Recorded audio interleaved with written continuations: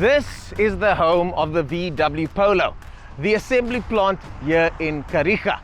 But it's more than just that. And I'm here to chat to MD of VW South Africa to find out more about its history and the plans for the future. Let's go chat to Martina, Biene. Hi Martina, Biene. So this is not your first time in South Africa. In fact, you've been here before. It's in fact the third time that I've been to South Africa in an official capacity, because in my previous life I did an internship in 1997 in Cape Town. I somehow got connected to this country in 2018 with my first VW tenure. I really fell in love with South Africa because there's so many great things about this country which I really enjoy. I love this country. Other than being at VW Group SA, you also partake in a lot of local activities. You enjoy nature.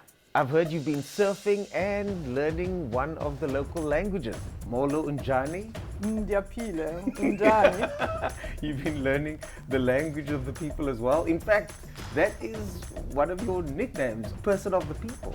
Yeah, and I got my first name when I was up there in Johannesburg. It's Mabato, it's Sesotho, it means people's person or person of the people. Pressure was put on me to now also get an easy Xhosa name.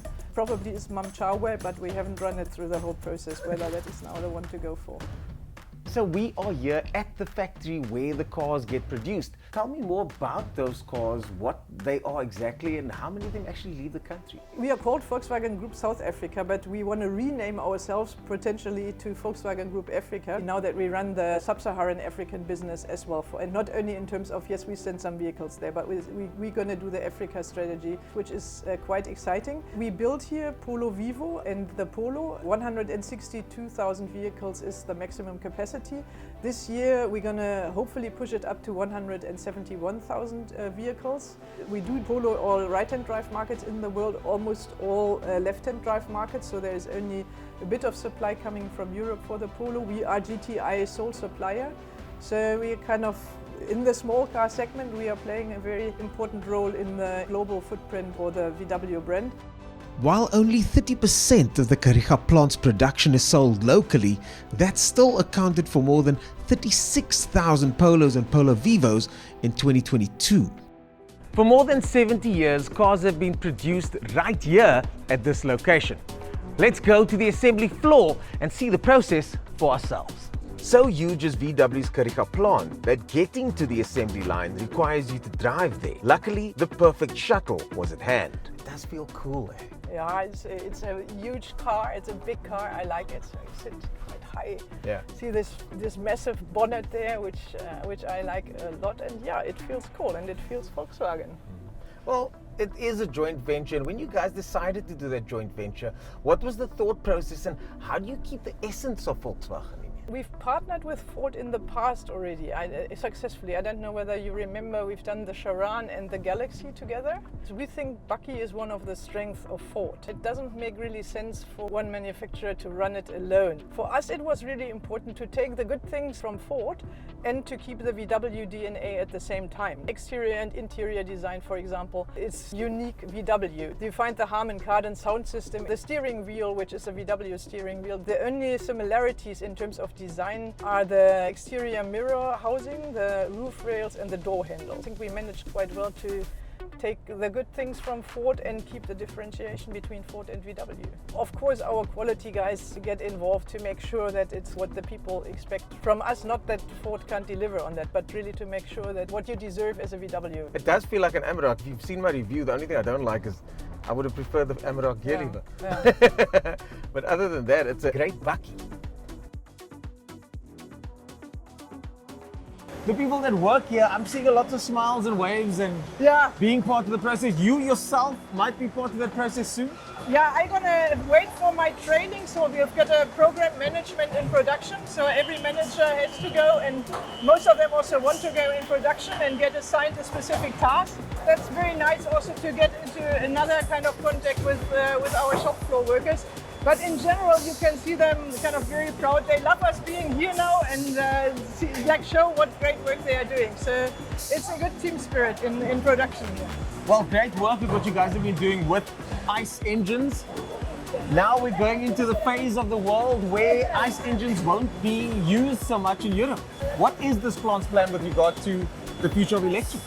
We're looking at a third product here around 2026, another ICE product to offset export losses to Europe with a more like African product, Africanized car as I call it. And I see us manufacturing electric vehicles probably in 2035, so at the mid of next decade, because we need to get to a decent amount of local demand for EVs. And decent means like 30,000 probably to 40,000 local market. What are some of the practical steps to setting up a place like this for EV?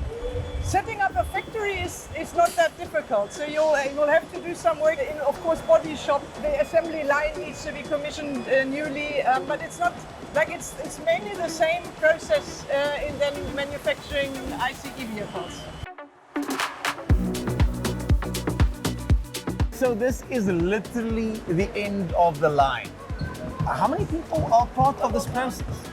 We've got 4,000 direct employees at VW, out of which probably 3,700 are based here in Carrera plant and 300 in Joburg. Plus we've got a couple of suppliers, of course, so we'll impact the life of many people in this region. This impact extends to the company's initiatives aimed at improving multiple aspects of society. We've adopted leaks, we've adopted potholes, we've adopted substations. So it's What does it mean, adopted? is supporting the municipality in terms of money to fix infrastructure and to fix schools. It's a good idea because we depend on the infrastructure in the Bay. It would be more ideal if infrastructure gets fixed for the taxpayers, right? I know that you guys have had some issues with load shedding and now there's a water crisis locally. South Africa doesn't make it easy to produce cars, does it?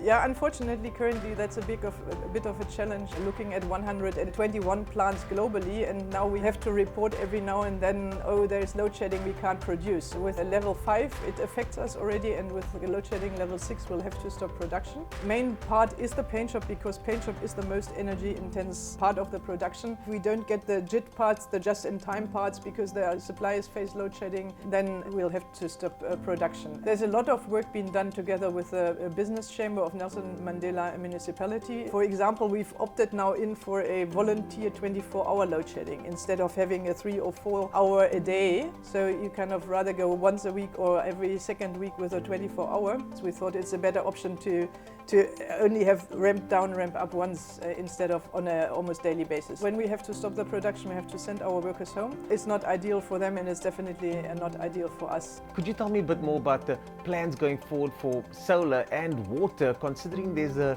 little bit of a crisis going on here locally at the moment? We've got a rainwater harvesting system. We've got solar panels on the plant. Unfortunately, with the solar panels, you can't run, for example, the paint shop. You can keep the lights on, you can run the laptops, which is already a good thing, but you can't run the production itself. Is there anything that you as VW can do to lessen your carbon footprint? The global policy is we want to be carbon neutral as VW Global by 2050. So not only in vehicles, but like the whole supply chain. And the production area has set themselves a target to say we are carbon neutral production by 2030 already. Those are ambitious targets, especially in the context of current local and global challenges. But Martina and her team are determined to succeed and maintain the Carrera plant's significance within the Volkswagen Group. 680 cars produced every day. But that's not all that's impressive. This is the only factory that produces the Polo GTI, and it ships to 32 markets.